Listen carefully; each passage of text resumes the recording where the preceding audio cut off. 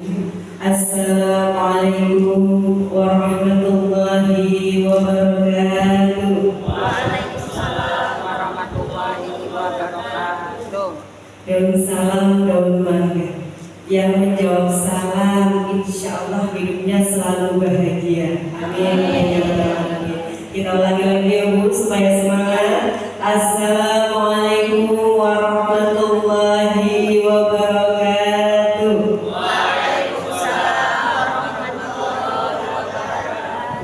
Innal hamdalillah nahmaduhu wa nasta'inuhu wa nastaghfiruh wa na'udzu billahi min shururi anfusina wa min sayyiati a'malina may yahdihillahu fala mudilla lahu wa may yudlil fala hadiya lahu. Asyhadu an la ilaha illallah wa asyhadu anna Muhammadan abduhu wa rasuluh. Amma ba'du. Yang saya hormati Ustaz Latif Al-Imani selaku Kepala Yayasan Al-Islahul Umat Pringsewu. Yang saya hormati Bapak Abdul Rahman selaku penasehat dari Lembaga Tahfiz Islahul Umat beserta jajarannya. Dan yang saya cintai, saya muliakan bunda-bunda wali santri Rumah Tahfiz Islahul Umat Pringsewu. Masya Allah, Allah. Puji syukur kehadirat Allah Subhanahu wa Ta'ala yang mana telah melimpahkan kita rahmat dan hidayahnya, dan juga nikmat yang terindah berupa taufik. Taufik adalah dimudahkan langkah kaki kita menuju kepada kebaikan. Masya Allah.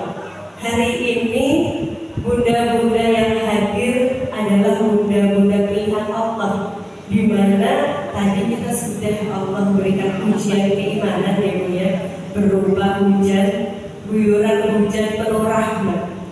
Hujan itu rahmat gitu ya. Karena ketika hujan, doa kita itu ijabah. Apalagi doa seorang ibu, doa seorang bunda, doa seorang umi, luar biasa. Allah sedang menguji kita. Akankah langkah kaki kita tetap berada di rumah, atau langkah kita menuju taman-taman surganya Allah? Dan saya ucapkan barokahullah untuk bunda-bunda semua. Bunda-bunda memilih untuk melangkahkan kaki ke taman-taman surganya Allah. Dan semoga kebersamaan kita hari ini bisa menjadi hujah kita di yaumul hisab, bahwa pada hari ini, pada detik ini kita berkumpul bersama yang tentunya untuk bermujahadah, untuk mendekatkan diri kita kepada Allah Subhanahu wa Ta'ala. Salawat beserta salam marilah kita sanjungkan kepada junjungan kita, baginda yang mulia kita, Nabi Allah Muhammad sallallahu alaihi wasallam, yang kita nantikan syafaat beliau di yaumul qiyamah.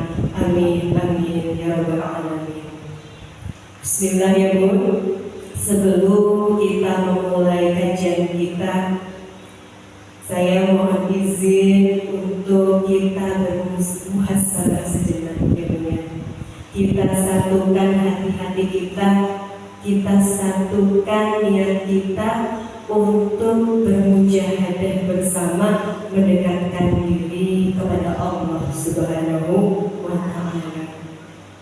Barangkali yang dari rumah tadi kita masih ada yang mengganjal dalam hati kita Bu. Selama ini mungkin hati kita ada terasa sedih, terasa sempit, kadang ada rasa sesak yang masih ada dalam relung hati kita. Hari ini bismillah kita sama-sama merilis itu semua, dan kita sama-sama bermujahadah untuk menjadi hamba ya Allah yang kembali kepada Allah dengan penuh cinta. Bismillah. Mohon izin sejenak kita menundukkan hati-hati kita berdoa bersama kepada Allah Subhanahu wa Ta'ala agar kebersamaan kita pada hari ini Allah berikan keberkahan. Amin. Bismillahirrahmanirrahim. Subhanaka la ilma lana illa ma 'allamtana innaka antal alimul hakim. Ya Rabb, pada hari ini kami bersikukuh di hadapan-Mu ya Rabb.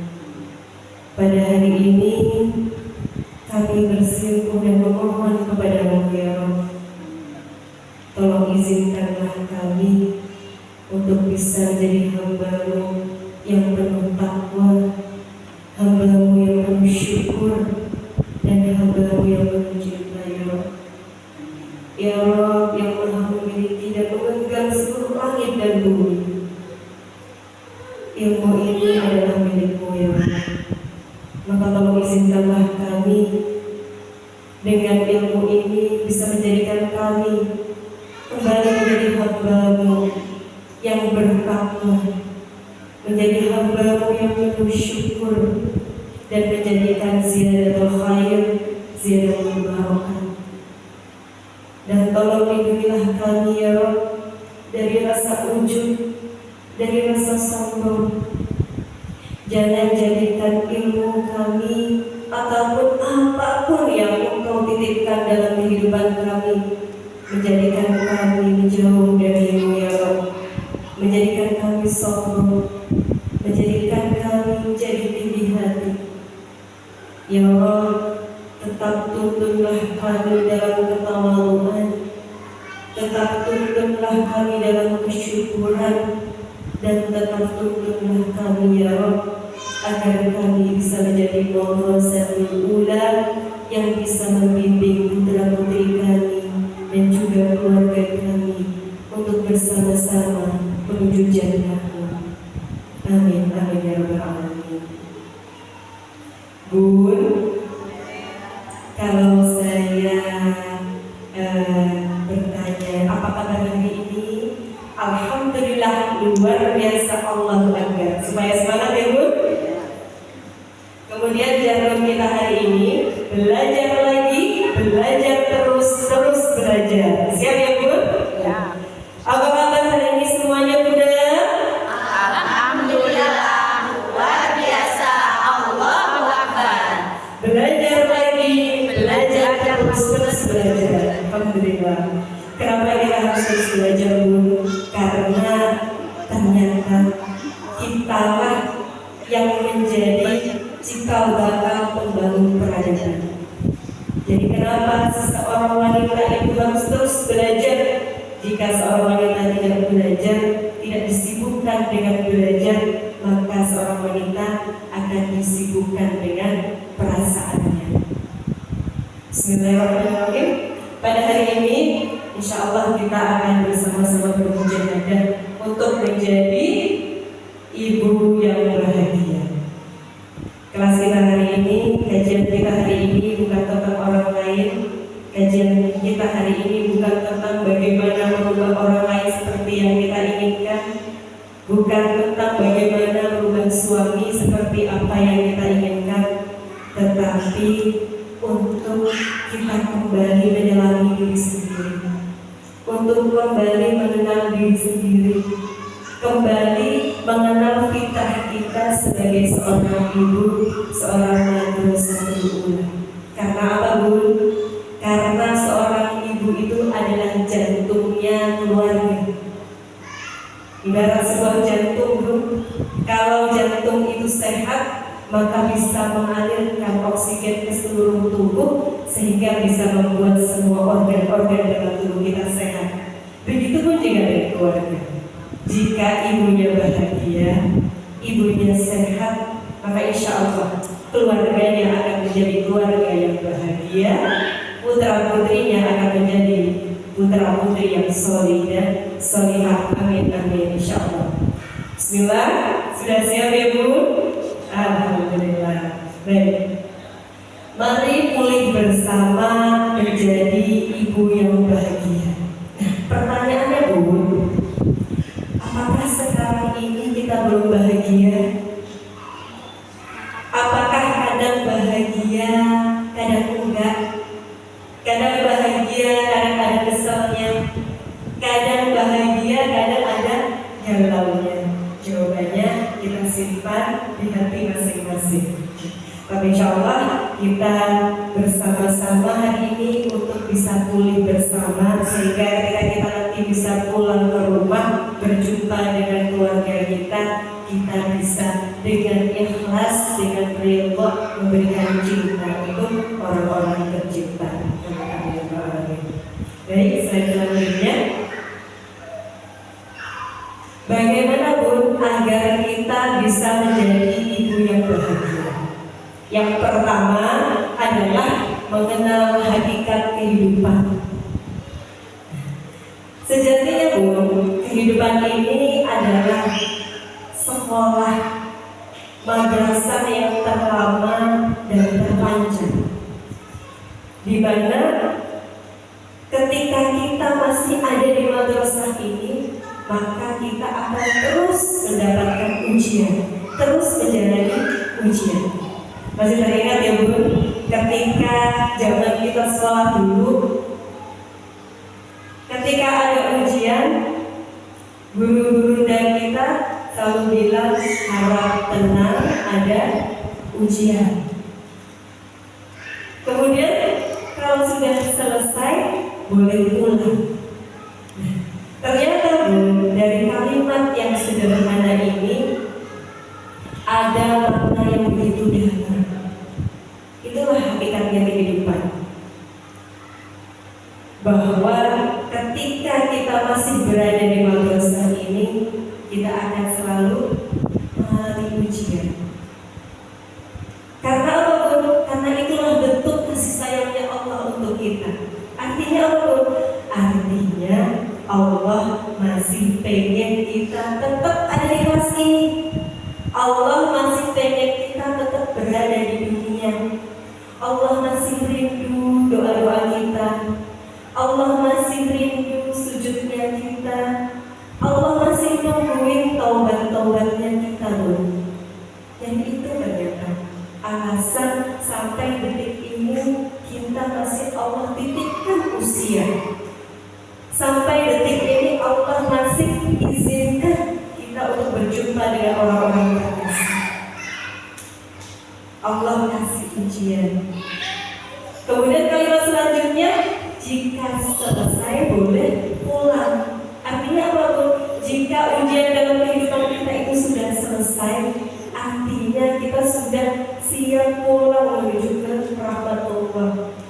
Jadi kadang-kadang kita suka salah berdoa ya Bun ya.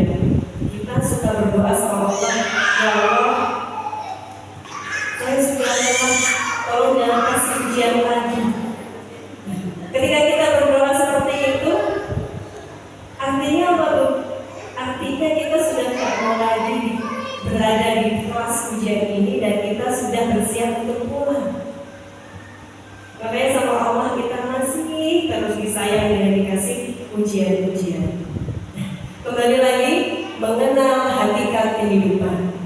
Jadi hakikat kehidupan kita sebagai manusia itu hakikatnya adalah sebagai hamba. Dan Allah Subhanahu wa Ta'ala sebagai Khalik, sebagai pencipta. Wa ma khalaqtul jinna wal insa illa liya'budun. Dan aku tidak ciptakan jin dan manusia kecuali untuk beribadah kepadaku. Nah, yang sering menjadikan kita lelah Bun, kita itu sering pengen ngambil makamnya Allah. Kita pengen ngambil makamnya Allah. Dengan apa? Kita sering pengen banget membuat segala sesuatu yang ada di sekitar kita itu selalu sesuai sama maunya kita, sesuai sama ekspektasinya kita. Padahal yang mempunyai hak untuk menggenggam semua itu, yang mempunyai hak untuk merubah semua itu adalah hak prerogatifnya Allah. Tugas kita apa Bun sebagai manusia? Wa ma khalaqtul jinna wal insa illa liya'budun. Tugas kita itu hanya beribadah kepada Allah Subhanahu wa Ta'ala. Tugas kita berikhtiar. Tugas kita ibadah. Mendidik anak-anak ibadah. Menjadi istri yang salihah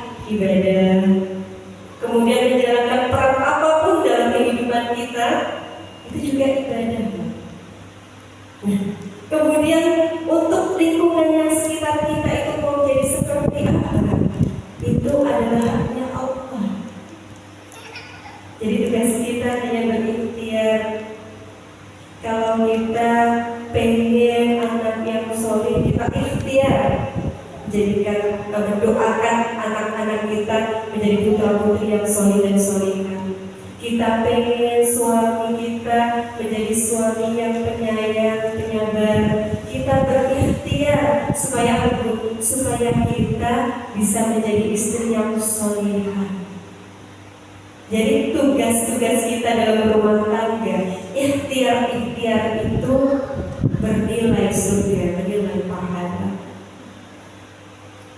Kemudian ketika yang pengen kita rubah itu tidak sesuai dengan ekspektasi kita, itu adalah bentuk rahmatnya Allah. Pengen apa pun Allah pengen kita mendapatkan makom yang tertinggi, makom pahala yang tertinggi, yaitu pahala sabar, pahala ridho. Ternyata itu Bun, kita itu tidak dibuat lelah sama Allah. Kita itu lagi disayang sama Allah. Allah pengen kita dapat pahala sabar, pahala ridho. Kemudian selanjutnya, dalam kehidupan ini pun ada dua dimensi kehidupan. Episodenya itu hanya ada dua ini. Yang pertama adalah kesedihan, yang kedua adalah kebahagiaan. Jadi hakikatnya kehidupan itu hanya dua, dimensinya hanya dua, kesedihan dan kebahagiaan. Hari ini kita Allah berikan ujian, yakin besok Allah berikan jalan keluar. Hari ini Allah berikan kita mungkin kelebihan rezeki. Ingat, ini adalah titipan, ini hanyalah titipan. Mungkin esok ini adalah miliknya orang lain. Jadi kalau kita sadar hakikat kehidupan kita itu pun dunia ini cuma titipan. Hakikat kita sebagai seorang hamba, Allah sebagai Khalik. Akhirnya pun kita bisa tenang menjalani kehidupan ini, kita bisa menjalani kehidupan kita dengan ridho dan lapang dada. Baik, selanjutnya, bagaimana agar bisa menjadi seorang ibu yang bahagia, tangguh dan tak mudah rapuh? Bu, kita semua pengen Bu menjadi ibu yang bahagia, tangguh dan tak mudah rapuh.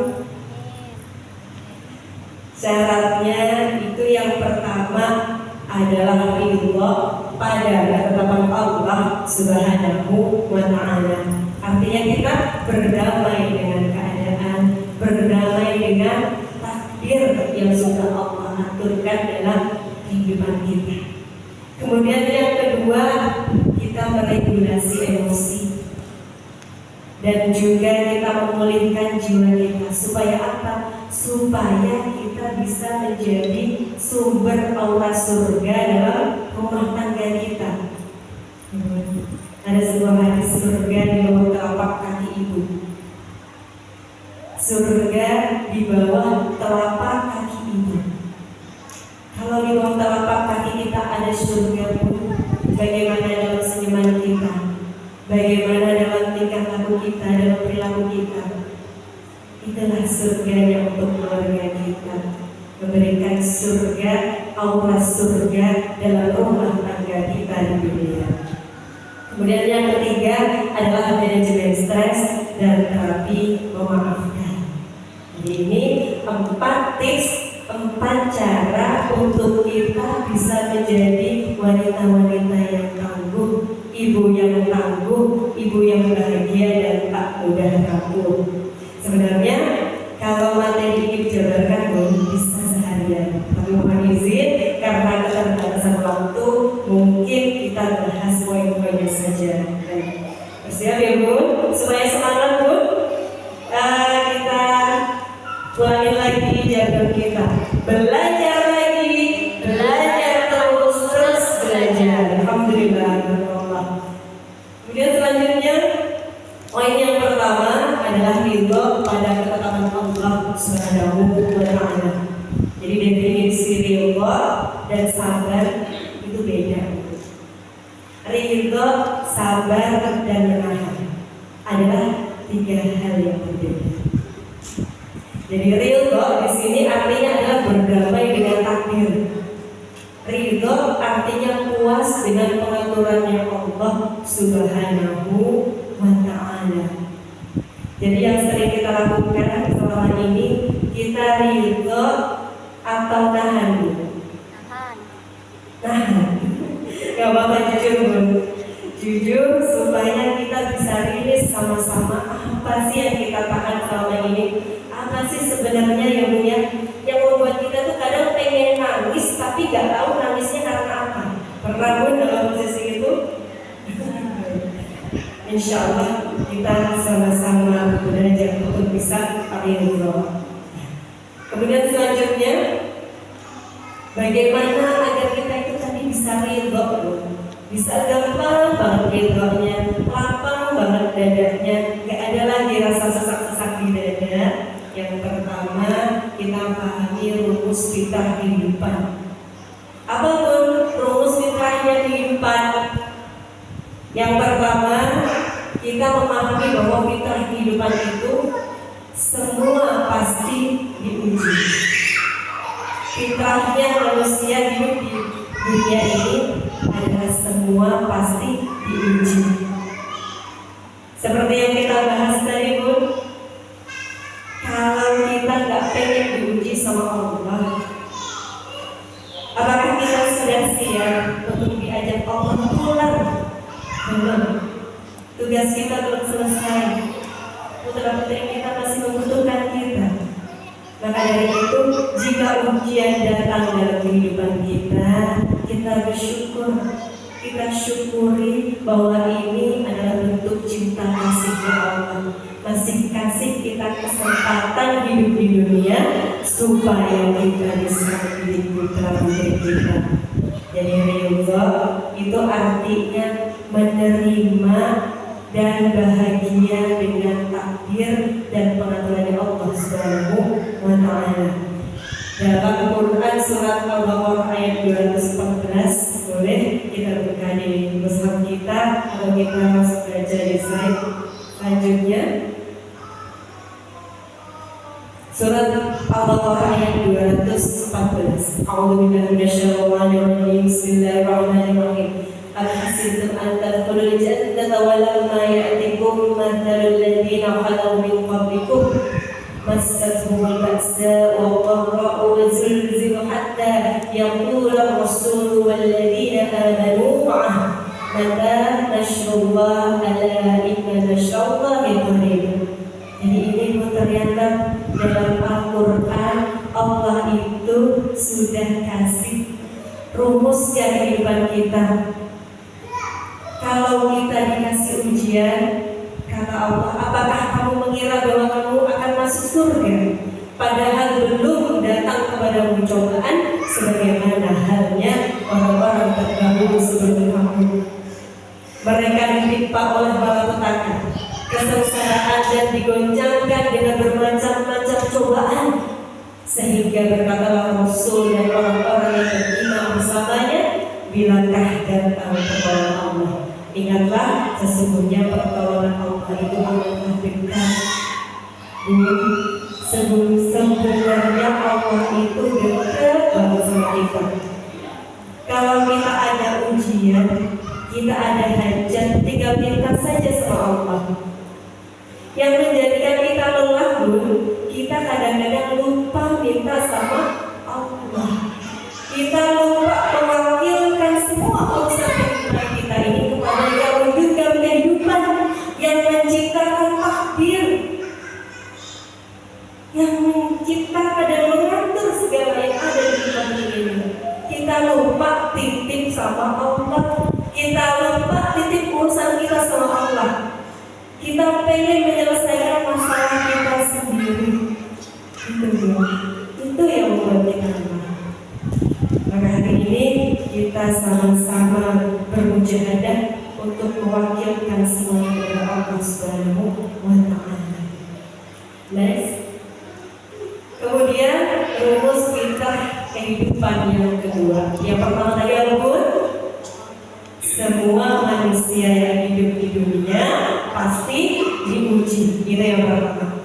Yang kedua adalah itu Allah berikan sesuai takaran, sesuai sama kemampuan kita, sesuai sama kemampuan hambanya.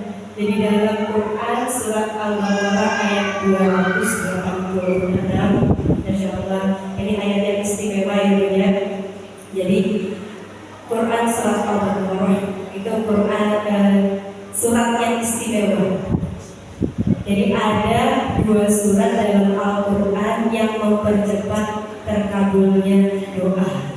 Yang pertama surat Al-Fatihah, yang kedua surat Al-Baqarah. Jadi ketika kita mau berdoa, kita disunahkan untuk beristighfar dulu, membersihkan hati kita, mohon ampun kepada Allah Subhanahu wa taala. Supaya apa? Supaya mudah-mudahan dalam hati kita itu dihilangkan, sehingga doa kita bisa sampai kepada Allah. Kemudian kita membaca surat Al-Fatihah, bersalawat dulu, baca surat Al-Fatihah. Kemudian kita baca surat Al-Baqarah di 3 ayat terakhir, 284, 285, 286. Setelah itu kita ucapkan hajat-hajat kita. Insya Allah, semoga Allah segerakan hajat-hajat kita bisa terwujud. Amin, insya Allah. Dalam Quran surat Al-Baqarah ayat 286, kita baca bersama ya Bun. A'udzubillahi minasyaitonir rajim. Bismillahirrahmanirrahim. La yukallifullahu nafsan illa wus'aha. Laha ma kasabat wa 'alaiha ma iktasabat. Rabbana la tu'akhidna in nasina aw akhtana. Rabbana wa la tahmil 'alaina isran kama hamaltahu 'alal ladzina min qablina. Rabbana wa la tuhammilna ma la taqata lana bih. Wa'fu 'anna waghfir lana warhamna anta maulana wansurna 'alal qaumil kafirin. Jadi ini doa kita itu, hajat-hajat dunia dan akhirat kita itu ternyata ada terangkum di sini. Kadang kita lupa untuk baca ini. Artinya Allah tidak membebani seseorang melainkan sesuai dengan kesanggupannya. Ia mendapatkan pahala dari kebaikan yang diusahakannya, dan ia mendapat siksa dari kejahatan yang dikerjakannya. Mereka berdoa, ya Tuhan kami, janganlah Engkau hukum kami jika kami lupa. Janganlah hukum kami jika kami tersalah. Ya Tuhan kami, janganlah Engkau bebankan kepada kami beban berat sebagaimana Engkau bebankan kepada orang-orang sebelum kami. Ya Tuhan kami, beri maaflah kami, ampunilah kami, rahmatilah kami, Engkaulah penolong kami, maka tolonglah kami terhadap kaum yang kafir. Jadi ini dulu kita minta pertolongan Allah, kita minta rahmatnya Allah, kita minta ampunannya Allah. Supaya apa pun, supaya kita bisa selamat di dunia wal akhirah. Selanjutnya, kemudian Bun, fitrah yang ketiga.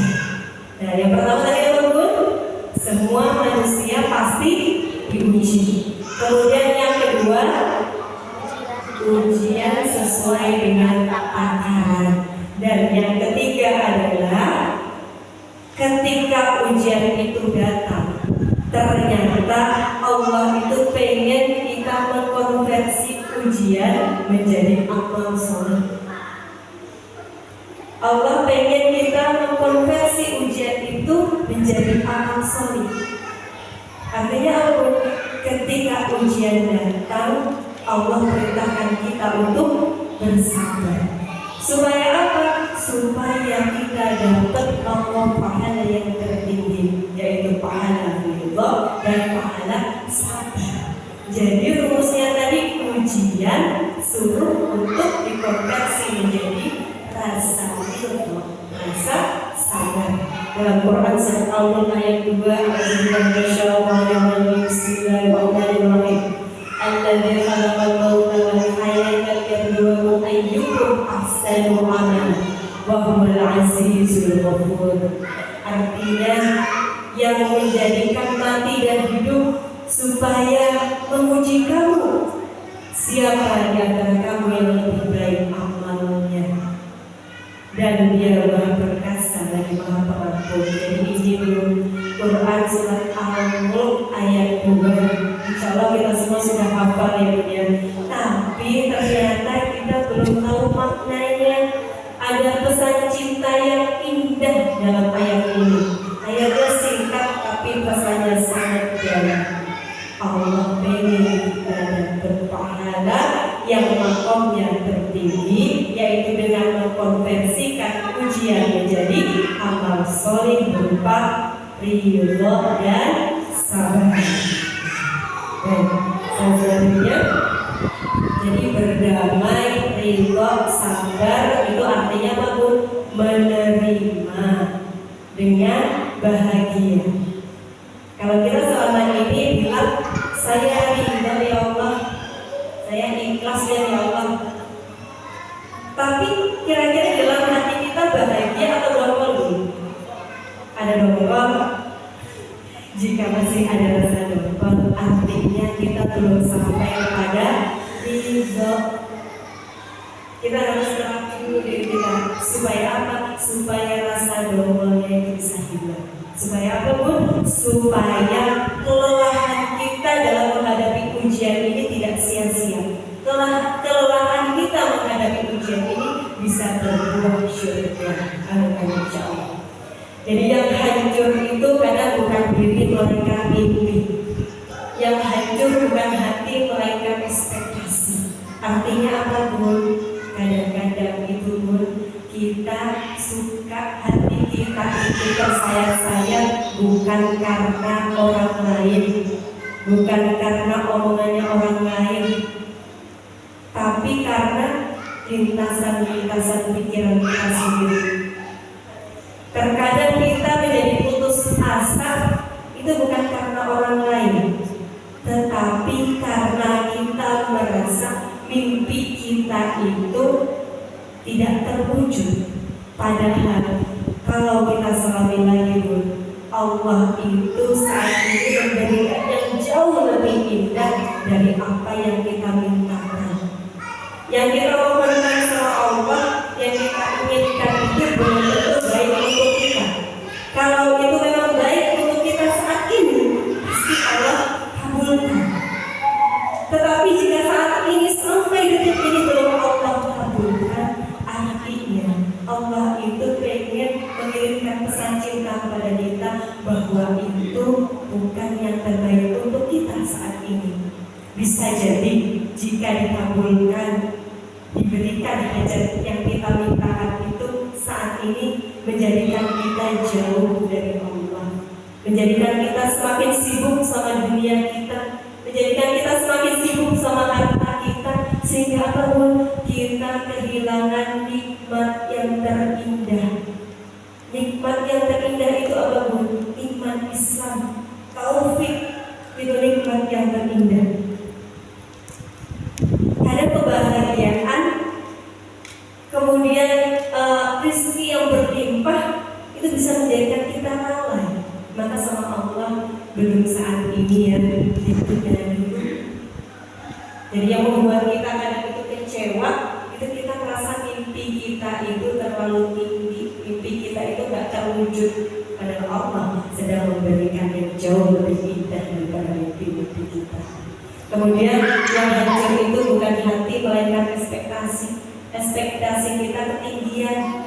Padahal menurut Allah kita itu udah bagus di level ini. Kita itu sudah bagus dengan kehidupan kita yang sekarang. Dengan kehidupan kita yang sekarang kita bisa istiqomah. Dengan kehidupan kita yang sekarang kita bisa sering ke majelis ilmu. Dengan kehidupan yang sekarang kita bisa mendidik putra-putri kita. Kita banyak waktu untuk mereka. Itu adalah hal yang terindah untuk kita, Bu.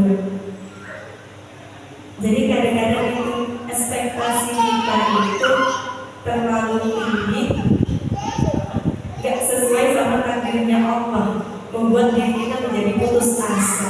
Kalau kita sadari lagi bahwa Allah itu sudah mengurus semuanya dengan baik, Bu, Allah itu sudah mengurus semuanya dengan baik.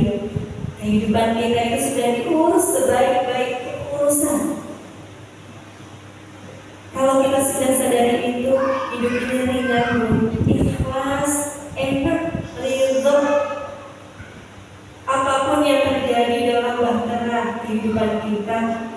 bisa tetap berlayar dengan baik-baik saja.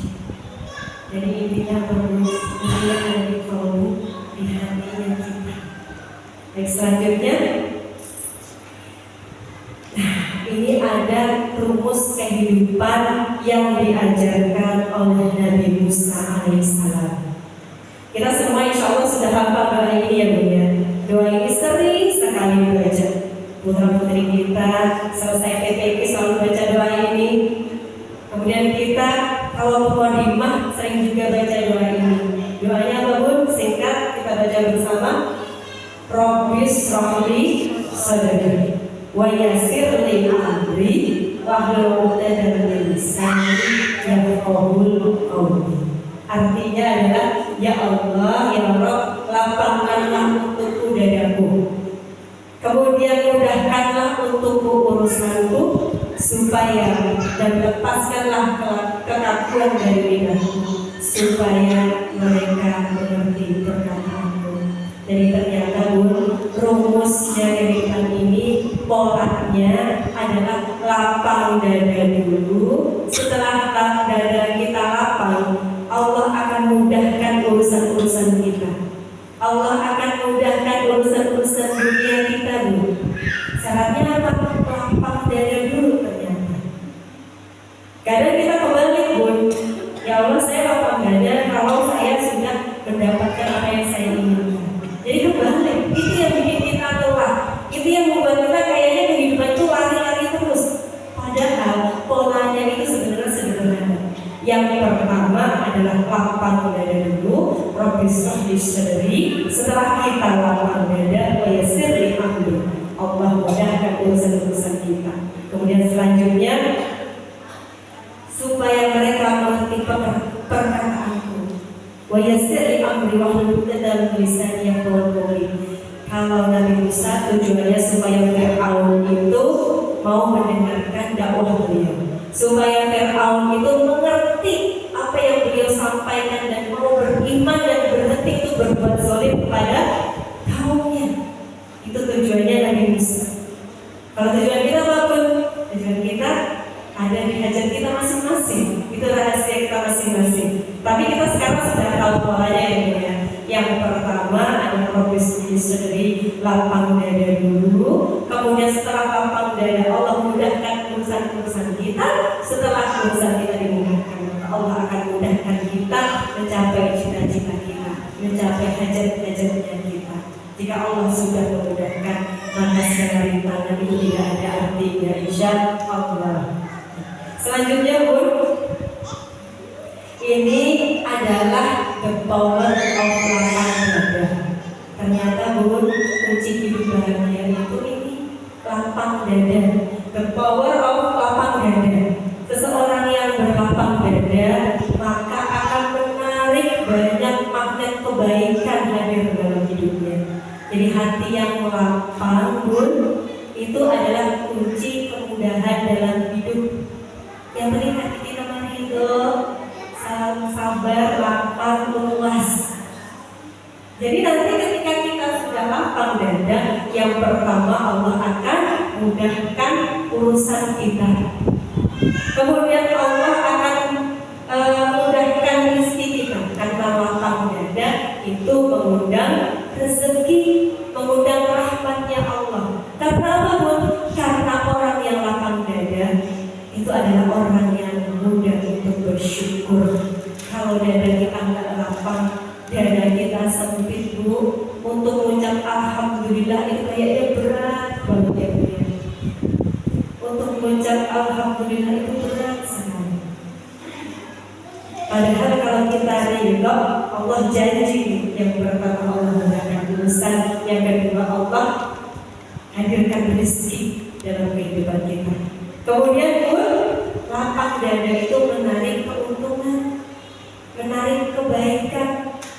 Kalau kita berbuat baik, maka Allah akan hadirkan orang-orang lain yang memberikan kita kebaikan juga, yang memberikan kita kebahagiaan. Jadi intinya apa Bun? Kembali lagi ke hakikat kehidupan kita sebagai manusia adalah wa khalaqul jinna wal insa illa liya'budun. Tugas kita cuma ibadah cuma berbuat baik, Allah nanti yang mendatangkan kebaikan-kebaikan dalam kehidupan kita. Kemudian membuka peluang. Kita lihat ya Bunda, kalau orang yang lapang dada, orang yang gampang bersyukur, hari-harinya diisi dengan kesyukuran, biasanya hidupnya jadi lapang. Lapang dalam hal apa? Dalam hal apapun. Dalam hal rezeki. Kayaknya kerjanya cuma ke majelis taklim aja, ngaji sana, ngaji sini, tapi kok usahanya bisa berkembang pesat ya? Supermarketnya ada di mana-mana ya? Padahal kayaknya orangnya santai-santai aja. Itulah tadi the power of lapang dada. Jadi luar biasa loh. Lapang dada, orang yang penuh kesyukuran, itu menghadirkan kebaikan-kebaikan dalam kehidupan. Kemudian Bun, selanjutnya, di sini ada pola hubungan lapang dada dengan sempit dada. Orang yang lapang dada itu pola hubungannya working harmony and blessing each other. Jadi pola hubungan dengan orang lainnya itu untuk bekerja sama dan saling menyayangi. Jadi kalau orang yang hatinya lapang itu ketemu siapapun walaupun gak pernah mengenal, itu rasanya itu adem aja kita lihat ya Bun. Pernah ketemu orang yang kita gak kenal, tapi ketika melihat beliau itu adem. Karena apa? Karena dalam diri beliau itu ada sifat ini, work in harmony and bless each other. Pengen menyayangi orang lain, pengen menebarkan cinta, pengen menebarkan kebaikan. Jadi enak sekali kalau kita jadi orang yang lapang dada. Banyak teman, banyak saudara, lapang rezekinya. Enak ya Bun ya? Nah, kemudian yang sempit dada, nah ini yang bahaya. Kalau dalam hati kita itu kadang-kadang suka sesek, dalam hati kita itu kadang-kadang suka, ya Allah, kayaknya hidup gini aman. Kita hati-hati. Sempit dada itu adalah conquering and winning against others. Pola hubungan dengan orang lain itu penuh persaingan dan berusaha mengalahkan orang lain. Hatinya sempit kalau ketemu sama orang bawaannya julid. Ya. Kalau hati kita sempit, melihat orang dapat rezeki, kita ikutan alhamdulillah atau kita dalam hati ada, ya Allah, kok dia dapat ini ya, kok saya enggak. Hati-hati dengan ini Bun. Hati yang sempit akan menjadi penghalang rahmatnya Allah hadir dalam kehidupan kita. Rahmat Allah itu bisa bermacam-macam, bisa rezeki, bisa peluang, bisa kesehatan dan lain sebagainya. Orang yang sempit dada kebanyakan banyak menderita penyakit-penyakit baik fisik maupun kejiwaan. Penyakit fisik apapun, orang yang sempit dada itu kebanyakan psikosomatis. Apa itu psikosomatis? Jadi penyakit yang sebenarnya itu hadir dari diri kita, dari emosi kita. Kayak apapun, asam lambung, GERD, kemudian juga kita kadang-kadang suka tiba-tiba dadanya berdetak, akhirnya apa? Tensi naik dan lain sebagainya. Jadi bahaya sempit dada itu bisa menghalangi rahmatnya Allah hadir dalam kehidupan kita. Selanjutnya, supaya kita itu bisa menjadi pribadi yang lapang dada, pribadi yang bahagia, gak gampang merasa kecewa. Kita sadar ini, hidup itu bukan perbandingan. Jadi jangan pernah membandingkan kehidupan kita dengan kehidupan orang lain. Dalam hal apa? Dalam hal dunia. Jadi Allah itu sudah memberikan rezeki sesuai dengan porsinya masing-masing. Dan apapun yang Allah berikan dalam kehidupan saat ini, itulah yang terbaik untuk kita saat ini. Porsinya kita saat ini yang terbaik yang memang seperti ini. Bisa jadi kalau dikasih lebih, itu akan mendatangkan mudarat bagi kehidupan dunia, bisa jadi mudarat bagi kehidupan akhirat. Jadi jangan pernah membandingkan kehidupan kita dengan orang lain dalam hal urusan dunia. Karena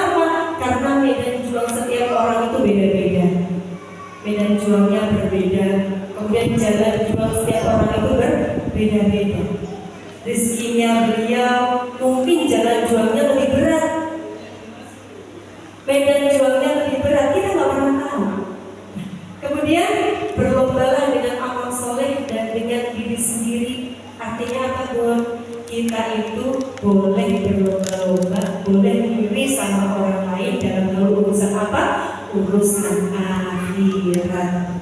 Jadi kalau dalam urusan dunia, kita sadari pola yang pertama tadi di diagram yang pertama. Kalau untuk urusan dunia jangan melihat ke atas, tetapi kalau untuk urusan akhirat kita berlomba-lomba. Dengan diagram yang kedua, berlomba dengan amal soleh dan dengan diri sendiri. Bun, kita itu sejatinya saat ini hanya menunggu. Menunggu apa, Bun? Menunggu kita kembali lagi kepada Allah Subhanahu wa Ta'ala. Kita menunggunya sambil apa, Bun? Ada yang menunggunya sambil ibadah, ada yang menunggunya sambil mendidik putra putri tercinta, ada yang menunggunya sambil melaksanakan kewajiban sebagai istri yang sholihah, ada yang menunggunya sambil sempit dada, ada yang menunggunya sambil menggerutu, ada yang menunggunya sambil berbuat zolim macam-macam. Kita itu sejatinya sedang menunggu giliran. Karena itu kita sedang berlomba-lomba sebenarnya kejar-kejaran sama apa? Sama waktu yang Allah berikan. Setiap detik waktu kita ini dimintai pertanggungjawaban oleh Allah Subhanahu wa Ta'ala. Perjalanan menuju kematian itu tidak pernah libur. Karena itulah berlomba-lomba dalam urusan akhirat. Supaya apa? Supaya kita terpacu untuk bisa beribadah lebih baik lagi dari hari ke hari. Dan juga hidup itu bukan tentang menang atau kalah, bukan tentang menang atau kalah dari orang lain. Hidup itu tentang diri kita. Hidup itu tentang bagaimana diri kita bisa menjalani kehidupan ini dengan kesyukuran. Kesyukuran bukan hanya tentang apa yang sudah Allah berikan, tetapi juga kesyukuran karena sampai detik ini Allah tidak mengambil apa saja yang kita butuhkan. Dan juga kesyukuran itu menjadikan kita bisa memberikan manfaat untuk orang lain dengan apa yang Allah titipkan untuk kehidupan kita. Kemudian selanjutnya, ya ini mental unacceptable. Ini masih berkaitan dengan yang tadi ya, dengan ridha, dengan lapang dada, dan dengan tiga tadi. Artinya apa, Bun? Mental unacceptable ini artinya mental yang tidak mudah rapuh, tidak mudah hancur, tidak mudah sedih, gak mudah dihancurkan. Jadi itu mental unacceptable. Bagaimana supaya kita bisa bermental unacceptable? Artinya orang yang unacceptable ini adalah orang yang ridho, orang yang ikhlas, orang yang hatinya lapang. Yang pertama adalah naikkan kapasitas intelektual kita. Artinya apa, Bu? Belajar lagi, belajar terus dan terus belajar. Kenapa wanita itu harus terus belajar? Karena jika kita tidak disibukkan dengan ilmu, maka kita akan disibukkan dengan perasaan kita. Dan ini adalah proyek besarnya setan. Setan ini pengen banget menghancurkan seluruh umat manusia supaya apa, Bu? Supaya masuk surga, masuk neraka bersama-sama setan. Pengen ngajarin kita seluruh umat manusia ini berbondong-bondong untuk masuk neraka. Dengan apa, Bun? Dengan bisu-bisu lunas. Dan yang paling gampang bisu-bisu lunas itu siapa ternyata? Ternyata adalah wanita. Karena wanita ini Allah ciptakan unik, 9 perasaan, 1 pikiran. Kalau laki-laki bisu-bisu lunas kadang-kadang masih mikir-mikir, karena 9 pikiran, 1 perasaan. Tapi kalau wanita bisu-bisu ringkas. Kalau kita tidak kuatkan benteng keimanan dan akidah kita, gampang sekali kita itu disusupi oleh syaitan. Maka dari itu pentingnya kita menaikkan kapasitas intelektual kita. Dengan apa, Bu? Dengan belajar terus, belajar lagi dan terus belajar. Hadir di taman-taman surganya Allah yang ada di dunia, yaitu majelis-majelis ilmu. Kemudian, Bu, yang kedua, supaya kita bisa bermental insalvable adalah naikkan kapasitas spiritual kita. Artinya apa, Bu? Naikkan keimanan kita, level keimanan dan ibadahnya kita. Jadi bahan baku kekokohan jiwa, kekuatan jiwa itu ternyata ada di mana, Bu? Ada di kuatnya akidah. Bahan baku seseorang itu bisa menjadi tangguh ternyata apa, Bu?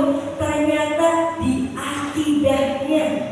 Dan akidah itu sangat penting sekali untuk kita bangun dari semenjak kecil, semenjak dari dalam kandungan sampai dewasa. Kita bangun terus, kita bangun terus. Ibaratnya apa, Bu? Ibarat sebuah bangunan, kalau tidak dirawat, kalau tidak dipelihara, tidak dibangun, maka lama-lama akan rusak, lama-lama akan terkorosif. Begitulah juga dengan keimanan kita. Jika kita tidak jaga, jika kita tidak bangun, maka lama-lama akan terkorosif. Sehingga menjadi apa? Menjadi keropos. Setelah keropos menjadi apa, Bu? Menjadikan wanita itu bisa menjadi penyebab hancurnya generasi. Jadi seorang wanita, seorang ibu bisa menjadi pembangun peradaban, dan sebaliknya seorang wanita, seorang ibu bisa menjadi penghancur peradaban. Bisa menjadi pembangun peradaban karena apa, Bu? Karena dari dalam rahim wanita-wanita yang soleh, ibu-ibu yang solehah itu akan hadir putra-putri yang soleh dan solehah. Dan putra-putri yang soleh dan solehah yang kuat imannya, kuat akidahnya, akan bisa membangun peradaban Islam, membangun peradaban yang baik. Tetapi sebaliknya, seorang wanita yang lemah imannya, lemah akidahnya, akan melahirkan generasi-generasi yang rapuh, generasi-generasi yang lemah imannya. Sehingga apa? Generasi-generasi ini bisa jadi perusak, melakukan kejahatan, melakukan kezaliman, rusak jadinya generasi. Jadi itu pentingnya kita menjadi bahagia supaya kita bisa menjadi pribadi yang lebih gampang bersyukur, sehingga apapun kita bisa menjadi seorang wanita, seorang pribadi yang uninsalvable. Amin amin ya rabbal alamin. Takbir, Bun. Allahu Akbar. Baik, selanjutnya pentingnya kita terus belajar, karena kita adalah madrasatul ula, pendidik utama untuk putra putri kita. Kemudian selanjutnya mohon izin Bunda Panitia sampai jam berapa? Mungkin setengah 12, berarti sekitar ada setengah jam lagi. Mohon izin, mungkin materinya kita percepat saja ya, Bu. Insya Allah nanti kita dibagikan kepada Bapak Ibu Panitia supaya diteruskan kepada bunda-bunda wali santri. Kemudian, if you want your children to be happy, you go first. Artinya apa, Bu? Kalau kita pengen anak kita bahagia, kita harus bahagia dulu. Karena kalau ibunya nggak bahagia, Bu, bawaannya apa, Bu? Di rumah itu kayak neraka. Jadi definisi rumahku surgaku itu jadi berbalik, rumahku nerakaku. Karena apa? Karena mama di rumah ngomel mulu.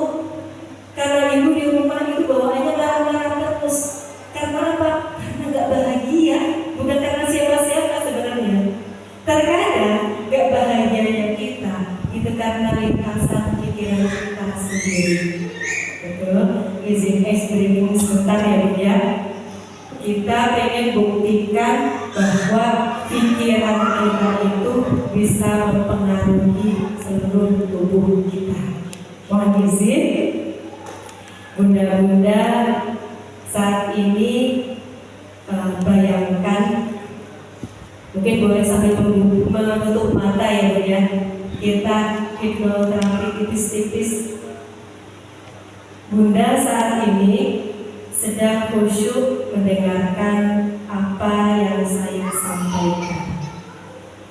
Bayangkan di depan bunda-bunda semua itu ada sebuah jeruk nipis yang warnanya hijau, yang rasanya asam sekali.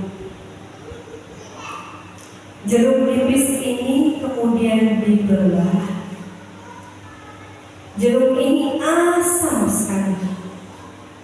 Kemudian ditaruh di atas garam.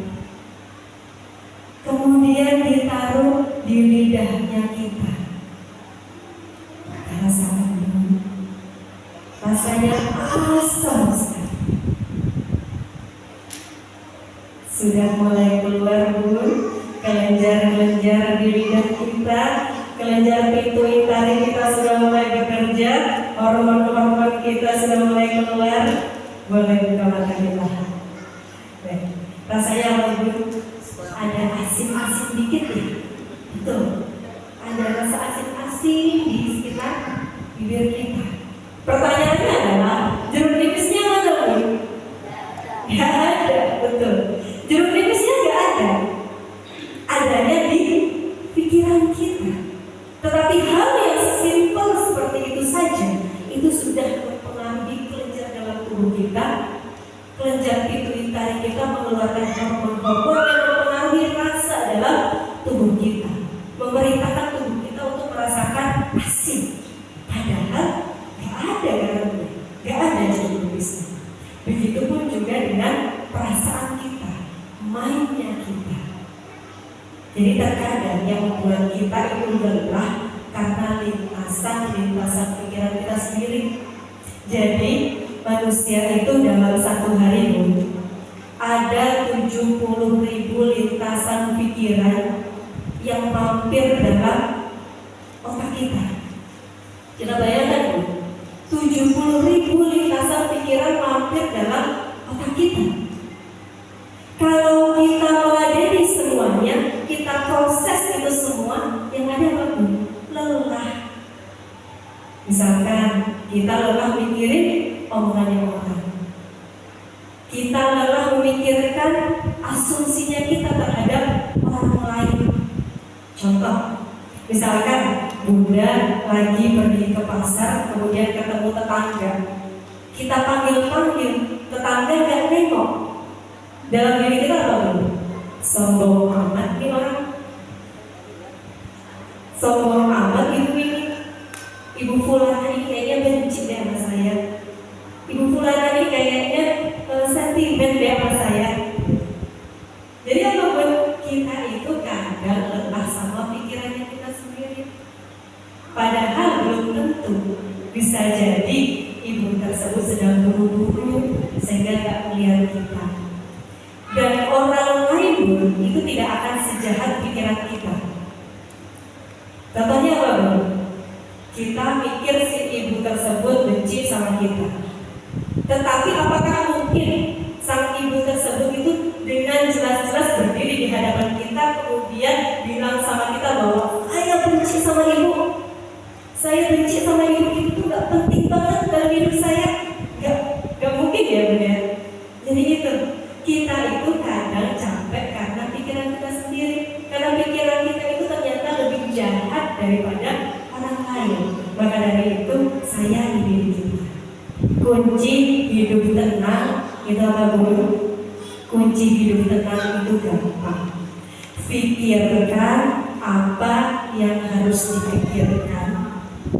Lupakan apa yang harus dilupakan. Lakukan apa yang harus dilakukan. Hanya 3 itu saja. Pikirkan apa yang harus dipikirkan. Apa yang harus kita pikirkan untuk menjadi lebih baik dari hari ini. Untuk menjadi hamba yang Allah yang bertakwa. Wa ma khalaqtul jinna wal insa illa liya'budun. Tugas kita cuma ibadah. Kita pengen ibadah kita baik dari hari ke hari. Dengan apa? Implementasinya bisa macam-macam. Dengan mendidik anak lebih baik lagi, dengan melakukan peran-peran lagi, dengan melakukan peran-peran kita dalam masyarakat dengan lebih baik lagi. Itu yang harus kita pikirkan. Lupakan apa yang harus kita lupakan, lupakan yang gak penting, lupakan hal-hal yang mendatangkan mudarat bagi kehidupan dunia dan akhirat kita. Kalau misalkan kita memang tidak penting untuk orang lain, jangan jadikan orang itu menjadi penting untuk kita pikirkan. Betul? Gak apa-apa karena gak disukai, gak usah dipikirin. Jangan jadikan orang yang tidak menyukai kita itu menjadi penting untuk kita pikirkan. Jadi penting itu mikirin orang yang benci sama kita. Enggak ternyata. Karena apa? Itu bikin sempit dada. Sempit dada tadi akan menjadikan rahmatnya Allah terhalang hadir dalam kehidupan kita. Baik, selanjutnya, kita masuk dalam poin yang kedua, regulasi emosi. Nah, ini penting banget buat kita, Bun. Karena apa, Bun? Ini kadang-kadang yang membuat kita itu menjadi penyebab utama luka batin untuk putra putri kita. Selanjutnya, ini kita skip agak cepat saja ya, Bun ya. Nanti kita belajar dari satu case. Jadi emotional intelligence adalah kemampuan seseorang dalam menggunakan dan memahami emosi. Dengan tujuan apa? Tujuannya itu kita meregulasi emosi supaya meningkatkan kesehatan fisik dan mental kita, serta mengharmoniskan hubungan dengan orang lain, dengan anak, dengan suami, dengan lingkungan. Kalau orang yang gampang meregulasi emosi itu kira-kira kata-katanya yang keluar dari lisan beliau kata-kata baik atau bukan? Baik. Tapi yang sulit dalam meregulasi emosi bisa jadi kata-kata yang keluar dari lisan kita adalah kata-kata yang buruk dan kata-kata yang mendatangkan mudarat. Nah, selanjutnya mohon izin kita skip ya, Bu. Kita langsung ke slide yang berikutnya, Pak. Jadi hati, sumber utamanya ternyata ada di kolbunya kita. Yang pengen diserang sama setan itu apa, Bu? Kolbunya kita, perasaannya kita, Bu. Setan itu pengen menghancurkan umat manusia lewat apa? Lewat menghancurkan dulu wanitanya. Jadi ini yang kita harus hati-hati. Dengan apa? Dengan rasa lelah. Setelah lelah itu hadir, maka Allah akan cabut rasa syukurnya. Setelah Allah cabut rasa syukurnya, Allah akan cabut rasa welas kasihnya, rasa raufur rahimnya, rasa kasih sayangnya. Sehingga setelah dicabut rasa syukur, rasa kasih sayang, yang jadi adalah seorang ibu yang toksik, seorang ibu yang memberikan batin untuk anak, suami, dan generasi-generasinya. Ini selanjutnya, mohon izin kita skip saja ya, Bu ya. Ini tentang kolbu, power of kolbu. Sebenarnya ingin dibahas lebih lama lagi, tapi insya Allah mungkin kita bisa belajar bersama lewat kelas-kelas webinar kami di Sekolah Hati Foundation. Insya Allah jika mudah-mudahan ingin bergabung, nanti bisa bergabung di kelas webinar kami, kelas kajian rutin. Nah, kemudian selanjutnya Bapak, mohon izin kita nanti ada slide yang di skip, tapi ini saya mohon izin memperkenalkan yang punya sedikit tentang sebenarnya ini ilmu NLP. Kita belajar tentang otak kita, tentang bagaimana sih emosi-emosi itu diregulasi dalam pikiran-pikiran kita. Jadi tempat kita mengatur emosi ternyata itu ada di limbic system. Limbic system itu ada di mana? Di tengah. Nah, itu, Bu. Kemudian selanjutnya, Pak. Nah, di sini, Bu, tempatnya kita meregulasi emosi ada di tengah. Kemudian di bagian belakang itu ada watak bakat. Kemudian di bawahnya lagi ada namanya bakat otak. Yang di depan, Bu, ada yang namanya prefrontal cortex. Artinya apa Bu? Di situ tempatnya akal, di sini yang dia di ubun-ubun. Maka ada terapi untuk anak-anak kita. Kalau kita pengen menerapi anak-anak kita supaya anak-anak kita bisa menjadi lebih penurut, anak-anak kita bisa kita masukkan sugesti-sugesti positif. Anak-anak kita mungkin ada beberapa yang punya trauma pengasuhan, luka pengasuhan. Caranya salah satunya adalah sering-sering diusap bagian sininya. Itu kenapa Rasulullah SAW senang banget usap kepala anak-anak, anak yatim, diusap kemudian dikecup. Karena apa? Di sini ternyata ada prefrontal cortex. Jadi masya Allah, ajaran Islam itu luar biasa. Al-Quran itu luar biasa. Segala sesuatunya itu sudah dijelaskan dalam Al-Quran. Jadi kenapa Allah menyunahkan sesuatu itu ternyata ada manfaat yang besar di balik itu. Hal yang simpel saja, kita disunahkan untuk mengusap kepala anak, mencium anak. Ternyata ini pun dampaknya yang luar biasa untuk perkembangan anak-anak kita. Jadi ini sedikit saja ya. Selanjutnya, jadi di sini ada yang namanya hipotalamus di bagian yang merah. Jadi di sini disebutkan bahwa hipotalamus laki-laki itu 2,5 kali lebih luas dibanding perempuan. Nah, hipotalamus ini adalah pusat pengatur keamanan.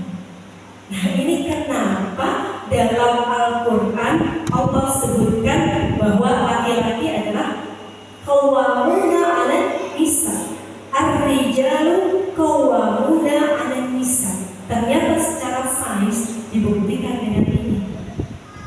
Allah menciptakan otak laki-laki itu hipotalamusnya lebih luas dibandingkan otak perempuan. Dan hipotalamus ini adalah fungsi pusat pengatur keamanan. Jadi secara fitrahnya laki-laki itu pengen melindungi wanita. Jadi kenapa dalam Al-Quran Allah jelaskan bahwa ar-rijalu qawwamuna 'alan nisa. Dibuktikan dengan sains, contoh kecilnya adalah ini. Jadi luar biasa Al-Quran itu. The miracle of Quran. Izin kita sering. Kemudian selanjutnya yang emosi dan luka batin. Di sini selanjutnya emosi dan luka batin.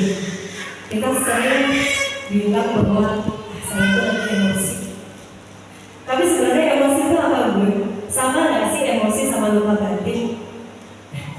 Kita belajar dari satu case.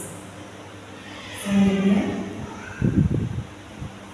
jadi ini ada satu case yang pernah terjadi di tahun 2023. Jadi sempat menggemparkan. Kasus ini terjadi di Kota Depok. Seorang anak itu tega membunuh ibu kandungnya sendiri dengan 50 tusukan pisau dapur. Kebayang ya Allah, kita lihat ibu kita menangis saja hati kita sudah teriris-iris. Bagaimana mungkin seorang anak kandung bisa membunuh ibunya dengan sangat sadis? Ternyata setelah diinterogasi dan diteliti, slide berikutnya, sebabnya adalah lisan. Lisan dari siapa? Lisan dari seorang ibu. Kata-kata yang menorehkan luka batin karena apa? Karena emosi yang tidak bisa terregulasi. Karena seorang ibu yang gak bahagia, seorang ibu yang penuh dengan luka-luka di batinnya. Akhirnya apa? Anak yang menjadi pelampiasan. Jadi sebabnya itu hanya karena satu kalimat. Kalimatnya apa Bu?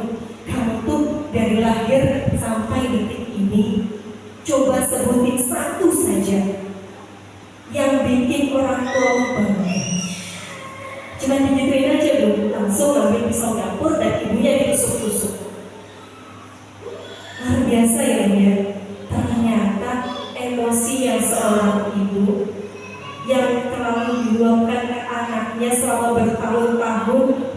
menjadikan luka batin yang mendalam di hati sang anak, dan itu tidak bisa teregulasi lagi, dipendam lagi. Akhirnya apa? Akhirnya itu bisa menjadi bom waktu yang ketika meledak bisa menghancurkan semua itu. Jadi lisan dulu, sekali lagi karena lisan. Itu tadi yang kita sebutkan bahwa wanita itu adalah penyebab hancurnya generasi atau penyebab baiknya generasi. Seorang ibu yang lisannya tidak terjaga, yang emosinya tidak terjaga, bisa menjadi perusak generasi. Contohnya adalah dalam kasus ini. Baik, selanjutnya, di sini kita kenalan dulu ya Bu ya sama level emosi. Jadi level emosi ini ada di bahasan tentang tasfiyatun nafis. Tapi mohon izin karena keterbatasan waktu, saya mohon izin menyingkat saja garis-garis besarnya bahwa emosi kita itu ada dibagi menjadi 3 bagian. Nafas kita itu dibagi menjadi 3. Yang pertama adalah nafas lawamah. Apa itu nafas lawamah? Nafas lawamah itu ada contohnya apatis, sedih, takut, insecure. Pernah Bun? Nah, hati-hati. Kalau kita sedang ada di nafas ini, hati-hati Bun. Kita sedang ada di level yang hampir saja masuk ke jurang yang paling bawah, yang paling ujung terlihat Bun. Jurang apa namanya? Jurang depresi. Dan bahayanya depresi Bun, jika tidak tertanggulangi maka akan menjadikan 2 hal. Kalau tidak menyakiti diri sendiri, maka akan menyakiti orang lain. Itu bahaya. Jadi nafas lawamah. Kemudian selanjutnya adalah nafas amarah. Ini juga kita hati-hati. Sering sekali kita mengalami ini. Di dalamnya ada rakus, kemudian marah dan sombong. 3 perpaduan sifat yang sangat dibenci oleh Allah Subhanahu wa Ta'ala. Rakus, marah, sombong. Hati-hati Bu, jika di dalam hati kita itu masih ada benih-benih sifat ini, nafas ini, maka harus segera kita regulasi, harus segera kita obati. Nah kemudian nafas yang ketiga, level emosi yang ketiga adalah nafas mutmainnah. Apa saja sih nafas mutmainnah ini Bun? Adalah semangat, kemudian menerima, ridha, kemudian damai. Setelah ridha rasanya hati tenang, tentram ya. Kemudian setelah damai adalah pencerahan. Itu nafas mutmainnah yang disebut juga dengan zona ikhlas, zona ridha. Nah, kemudian zona ikhlas ini akan menghadirkan energi positif yang akan menarik energi positif lainnya di muka bumi ini hadir dalam kehidupan kita. Jadi luar biasa loh. Ternyata dari emosi kita, dari nafasnya kita itu bisa mempengaruhi kehidupan kita. Baik, selanjutnya mohon izin pemulihan jiwa. Ini insya Allah nanti kita bahas di akhir. Kita ada sesi hipnoterapi tipis-tipis ya Bun ya, untuk kita pemulihan jiwa bersama. Waktu kita tinggal 20 menit lagi. Kemudian selanjutnya stress management dan lain sebagainya. Insya Allah kita bisa baca kembali di slide yang akan dibagikan. Baik, mohon izin kita skip yang bagian stres. Langsung kita ke kita skip lagi. Kita skip ke bawah. Ya, sedikit saja cerita tentang stres ya Bun ya. Kalau kita bahas satu persatu, nanti kita selesainya bisa habis asyar. Jadi stres itu adalah kondisi di mana kita itu merasa tidak aman dengan keadaannya kita. Kita merasa tidak nyaman dengan keadaannya kita. Jadi stres ini ada stres yang positif, ada stres yang negatif. Kenapa Allah ciptakan kita itu punya rasa ini? Stres yang positif itu bisa menjadi alarmnya kita. Kita bayangkan kalau misalkan kita tidak diberikan rasa stres yang seperti ini oleh Allah. Kita berjalan di tengah jalan, tiba-tiba ada mobil yang ngebut, kita nggak dikasih dititipkan rasa stres ini, kita merasa baik-baik saja, kita nggak merasa terancam dengan mobil tersebut. Akhirnya apa? Kita santai aja jalan di tengah. Akhirnya apa? Bahaya kita bisa tertabrak oleh mobil itu. Nah, ini stres yang positif bisa menjadi sebuah alat untuk kita mengingatkan kita dari bahaya. Tetapi ada yang bahaya adalah stres yang negatif. Stres yang negatif ini bisa membuat kita menjadi merasakan begitu banyak gangguan baik emosional maupun fisik kita. Gangguan emosional bisa tadi ya Bu ya, nafas yang mana? Yang melawar sampai ke level yang depresi. Kemudian gangguan di fisiknya kita bisa menjadikan kita psikosomatis, bisa menjadikan kita itu banyak menderita banyak keluhan kesehatan, antara lain kayak misalkan GERD ya, mah kronis, kemudian juga tensi kita tiba-tiba naik kalau kita lagi marah-marah dan lain sebagainya. Jadi semua itu berpengaruh dalam diri kita, baik secara fisik maupun secara emosional. Selanjutnya di slide yang 37, ya baik. Di sini ada satu diagram mind and body are one system and affect each other.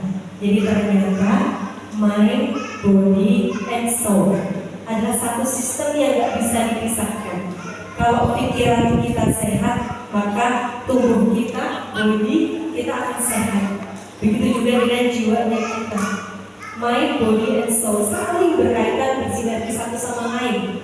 Intinya adalah apa Bun? Semuanya berpusat di kolbu. Jadi jika segumpal daging ini baik, maka baiklah seluruh hidup kita, baiklah seluruh diri kita. Tetapi jika kolbunya kita ini sudah rusak, maka akan rusak semuanya. Rusak mind, body, and soul kita. Baik, selanjutnya. Nah, ini tentang dampak fisiologis, psikologis, dan perilaku. Ini nanti bisa kita pelajari sendiri ya Bu ya. Jadi nanti rasa pusing dan nyeri itu dipengaruhi oleh emosi yang mana, nanti bisa kita baca sendiri. Baik. Terus selanjutnya, jadi di sini strategi mengelola stres. Ya Bu ya. Ada namanya menghilang stresor, menjauhi stresor, kemudian mengubah persepsi terhadap stresor, mengendalikan konsekuensi dari stres, dan menyediakan dukungan untuk menghadapi stres. Sebenarnya semua ini terangkum dalam Al-Quran, dalam Al-Quran yang mulia. Jadi ada dalam Al-Quran itu yang namanya 10 suplemen hati. Itu ada di Quran surat Al-Muzammil ayat 1 sampai 10. Di situ ada 10 suplemen hati. Satu yang pertama adalah bangun kita bangun sepertiga malam, kita hamparkan sajadah kita bermunajat kepada Allah.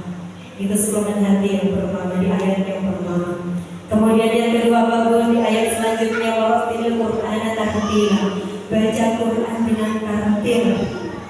Pada waktu kapan pun di pagi hari setelah kita sholat malam. Ternyata itu adalah obat hati yang paling mujarab, adalah obat-obat yang lain. Bangun malam, kemudian kita warattilil Qur'ana tartila. Kemudian kalau stres itu datang, gimana cara kita menghadapinya? Di ayat-ayat selanjutnya, jadikan Allah sebagai penolong. Jadikan Allah satu-satunya tempat bersandar. Semuanya ada dalam Al-Quran. Kemudian ketika kita di poin yang kedua menjauh dari stresor di Quran surat Al-Muzammil ayat 10, jauhi mereka dengan ahsan, dengan cara yang ahsan.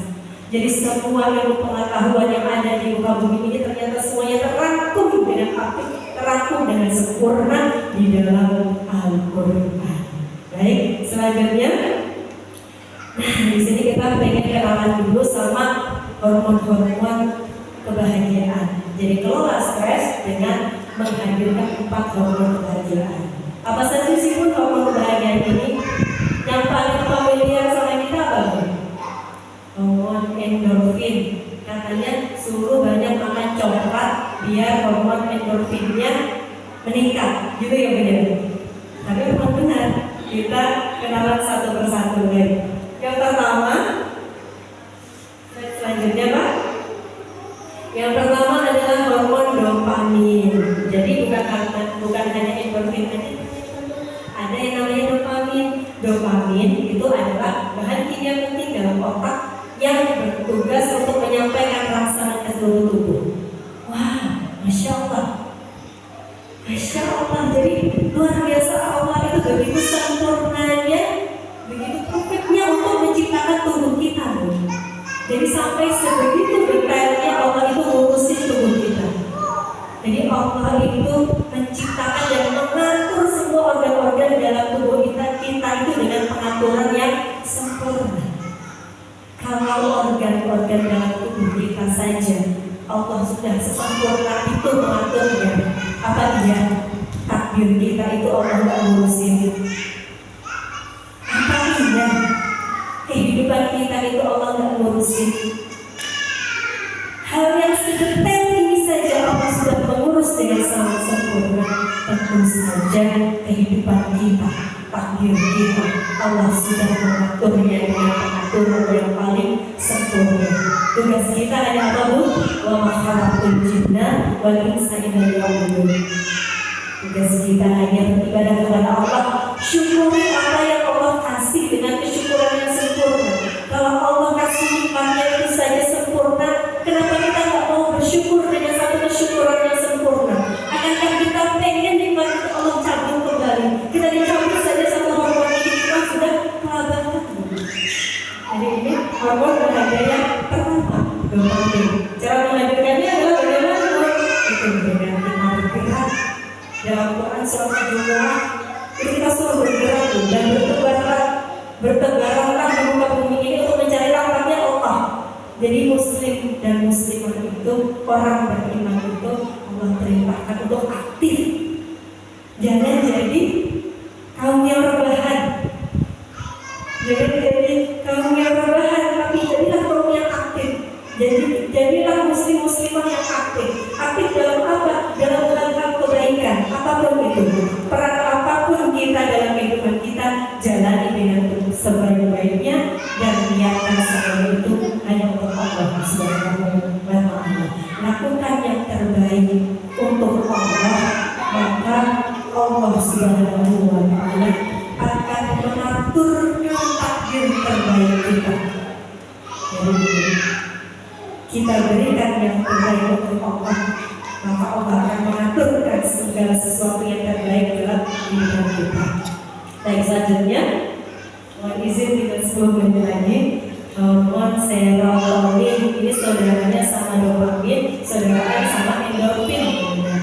Hormon serotonin adalah salah satu hormon bahagia yang dapat membantu meregulasi suasana hati. Nah, ternyata ini penting kalau kita lagi marah-marah, hormon ini yang kita maksimalkan. Membantu meregulasi suasana hati atau mood, kemudian tidur, nafsu makan. Nafsu makannya anak-anak kita pun kalau kita punya balita atau usia toddler, kadang-kadang itu suka terganggu sama yang namanya nafsu makan. Suka jadi bikin sesuatu yang membuat kita itu menjadi pembocoran energi yang luar biasa di situ. Dengan apa? Kita stres mikirin kenapa anak kita nggak mau makan. Tapi kita lupa untuk nyari solusinya. Solusinya ada di apa? Ada di Al-Quran. Al-Quran sudah jelasin semuanya itu sudah diatur sama Allah. Dengan apa? Dengan Allah ciptakan hormon-hormon ini. Tugas kita cuma apa dulu? Berikhtiar supaya hormon ini bisa maksimal sehingga kita bisa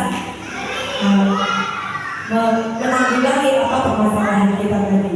Jadi salah satunya untuk menghadirkan hormon ini adalah dengan berjemur, dengan meses dipijit, ya. Jadi ada yang namanya pijit untuk meningkatkan nafsu makan. Ternyata itu, masya Allah, semuanya sudah diatur dalam Al-Quran, sudah dijelaskan dalam Al-Quran. Kemudian dengan jalan-jalan, berjemur, ya. Jadi kalau kita Allah memanahkan kita merawat orang tua kita yang sudah lanjut usia, misalkan beliau misalkan sudah usia di atas usia senja, ya, biasanya dokter menyarankan untuk setiap pagi itu seperti anak bayi dijemur. Jadi kadang kakek nenek kita disuruh jemur sama dokter. Ternyata apa Bu?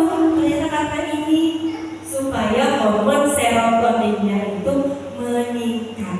Sehingga apa Bu? Hormon serotonin yang baik, hormon kebahagiaan yang baik akan menghadirkan semangat hidup yang baik Bu. Jadi nafsu makannya, nafsu tidurnya, kualitas tidurnya jadi baik. Kemudian kalau kualitas tidurnya jadi baik, emosinya bisa jadi terregulasi. Ternyata sesimpel itu. Cuma kadang-kadang kita tidak memahaminya. Kemudian selanjutnya Bu, hormon yang selanjutnya oksitosin. Nah, oksitosin adalah hormon yang terkenal dengan sebutan hormon cinta. Hormon ini sangat berkaitan dengan kelahiran menyusui dan juga ikatan antara ibu dan anak. Jadi kalau kita sedang mengasuh putra putri kita sedang menyusui putra putri kita, ternyata hormon yang dibangun adalah ini, oksitosin. Itu kenapa kita itu wajib memberikan kasih kepada putra putri kita. Dan dalam Al-Quran, dalam sunnah itu kita disunahkan untuk memberikan itu sampai usia 2 tahun. Untuk apa? Untuk membangun bonding yang kuat antara ibu dan anak. Jadi luar biasa ya Bu ya. Islam itu sudah mengatur sampai sedetail itu. Sangat sempurna pengaturannya. Dan kemudian terakhir adalah hormon endorfin. Hormon endorfin itu adalah hormon perdaya nyeri. Jadi kenapa saudara-saudara kita di Palestina, beliau itu sangat kuat akidahnya, sangat kuat imannya, bisa tahan untuk menjalani operasi tanpa anestesi. Ibu-ibu yang luar biasa di Palestina ini ya, wanita-wanita tangguh di Palestina itu bisa melahirkan sesar tanpa anestesi. Karena apa? Karena akidah yang kuat. Akidah yang kuat akan menghadirkan hormon endorfin. Ada yang dioperasi sambil mengaji, sambil berdoa, sambil hafalan. Dan atas izin Allah, hormon ini akan bekerja sehingga apa? Sehingga rasa sakitnya bisa terkurangi. Jadi luar biasa, ternyata Allah sudah menciptakan paracetamol alami dalam tubuh kita. Baik, selanjutnya mohon izin karena keterbatasan waktu mungkin kita skip ya Bu ya. Jadi kita bisa pelajari lebih lanjut di kelas-kelas webinar online kita. Insya Allah nanti bisa di-sharekan linknya melalui bunda-bunda panitia. Insya Allah. Baik. Selanjutnya di slide paling terakhir. Kita langsung saja loncat. Mohon izin di slide yang nomor 50. Ya, boleh ke atas lagi Pak? Maaf, 49. Oh iya, benar 50. Jadi supaya hati kita lapang, supaya hati kita itu nggak ada rasa sempit-sempit di dada, kita harus bisa mudah untuk memaafkan orang lain. Nah, terapi memaafkan ini ada masuk di bahasan koordinat terapi, dari terapi memaafkan. Dalam memaafkan itu ada beberapa aspek. Yang pertama adalah tidak ada lagi keinginan untuk balas dendam. Jadi kalau dalam hati kita itu sudah tidak ada kata-kata seperti ini, saya sudah maafin si fulan, biar Allah aja lah yang balas.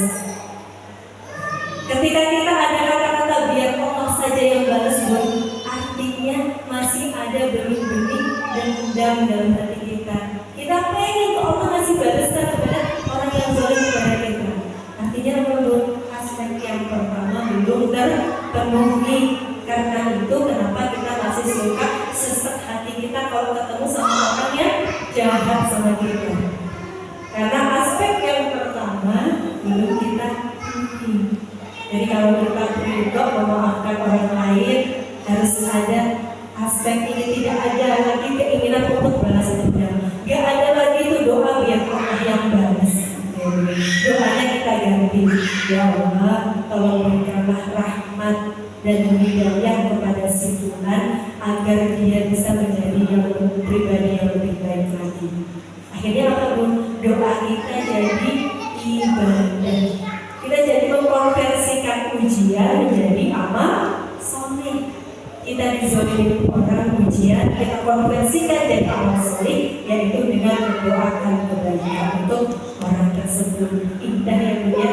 Jadi rumus dalam Islam itu indah sekali. Kemudian yang kedua, tidak lagi menghindari dan menjaga jarak. Artinya apapun kita tetap pengen sambung silaturahmi. Kalau kita bilang saya sudah memaafkan si fulan, tapi saya nggak pengen ketemu lagi, amin. Kadang-kadang sekali gitu ya, amin pengen ketemu lagi. Nah, ini bahaya loh. Artinya kita belum sepenuhnya memaafkan.